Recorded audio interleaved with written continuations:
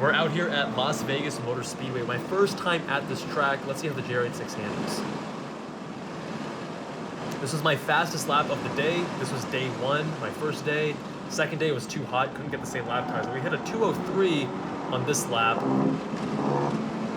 Starting to use a little bit more of that exit on turn one to gain some more speed there.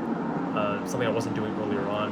Now, here, turn 2 and 3, your line very much varies based on the car. So I drove a Supra here, a little more power. You're gonna have a wider turn, but with this GR86, I'm able to go flat out. Although I do get a little bit squirrely at times. On this hairpin, wasn't really in love with how I took it on this approach. I would rather do either a double apex or a single late apex.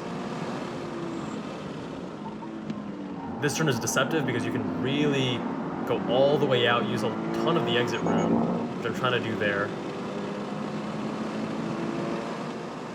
As for mods on this car, I do have camber bolts, I have an oil cooler, and I have Kumho V730 tires, but this was like the 8th or 9th track day on these tires.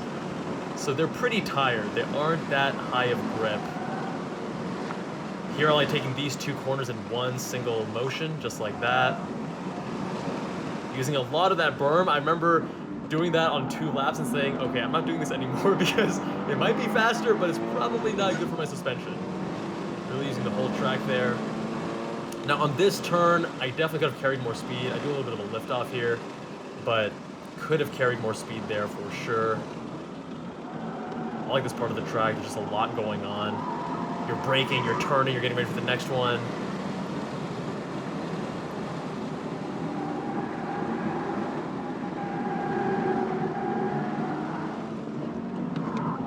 Quick downshift to second.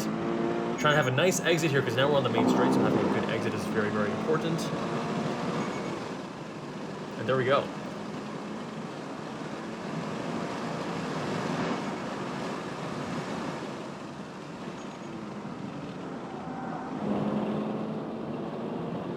This is another lap.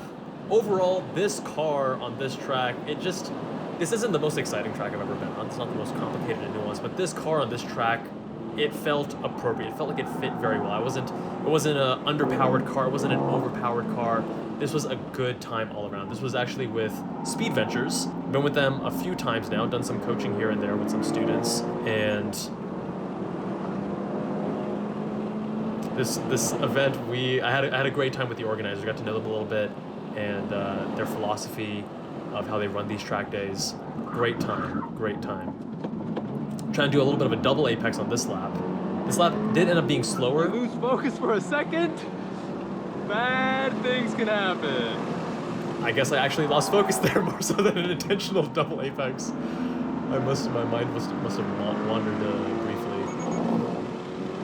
And that's one of the reasons why we love track days, right? Is that they force you to focus, because if your mind does wander, then things like that happen. So it's not quite meditative, but it's, you know, about being present and fully focused at what's in front of you.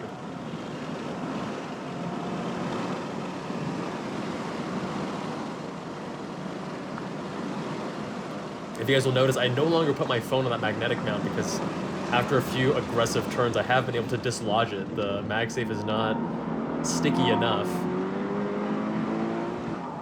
Love how playful this car is. You'll see here and there on a few of these laps, I'm doing a very minor correction of oversteer.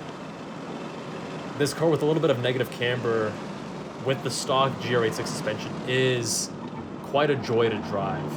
It's fairly neutral, a little bit tail happy at times, and you, with the camber bolts, I have maybe 2.4 degrees of negative camber in the front now, you get rid of a lot of that terminal understeer, which is very frustrating when you first get the car, because then the car is just understeering or oversteering and is not very neutral.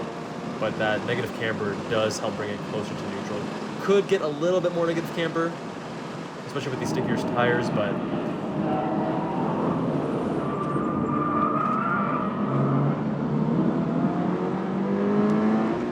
This guy should be letting me pass. He's slower than me. Yeah. Bad.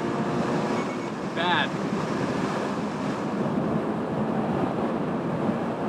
this was a situation we discussed in a previous video on letting people pass if they're faster than you and unsafe driving behavior.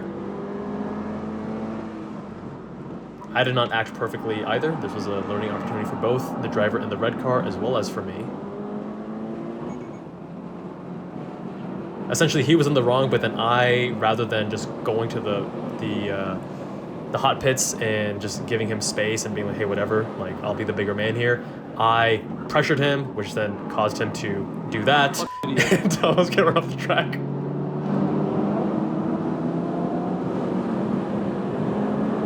That's not safe. If someone's faster than you, let them pass. It's not a race.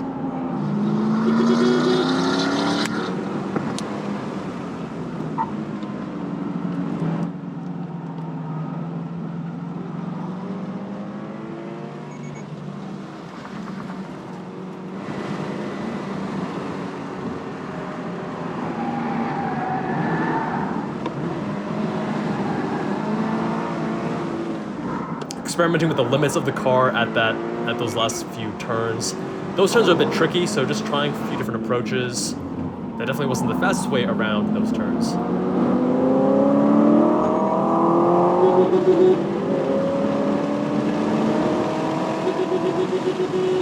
Sometimes I'll honk like that to just let them know, hey, thanks for the point by, but you have to do a lift off. Your car is faster than mine, so I can't overtake you unless you lift off the throttle.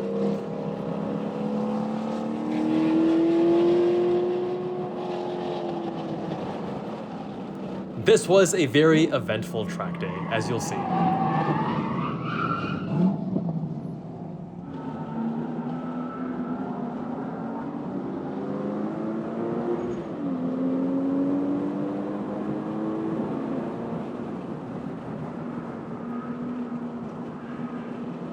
Imagine driving a race car and holding up a Toyota GR86.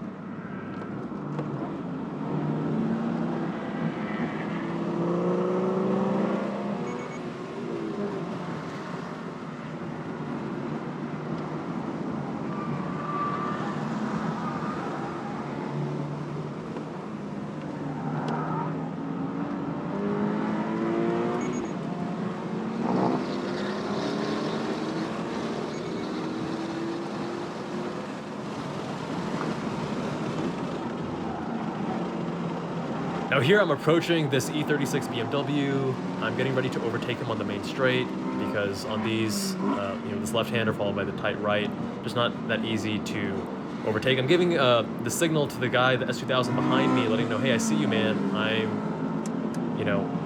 I'll let you pass at an opportunity, but let me first get in front of this guy. So now I'm getting ready to overtake this guy, who I'm faster than, and then this S2K gets to my right. I'm now sandwiched between the two. Very dangerous when I start beeping my horn to just raise everyone's alertness. Yeah, definitely an eventful track day.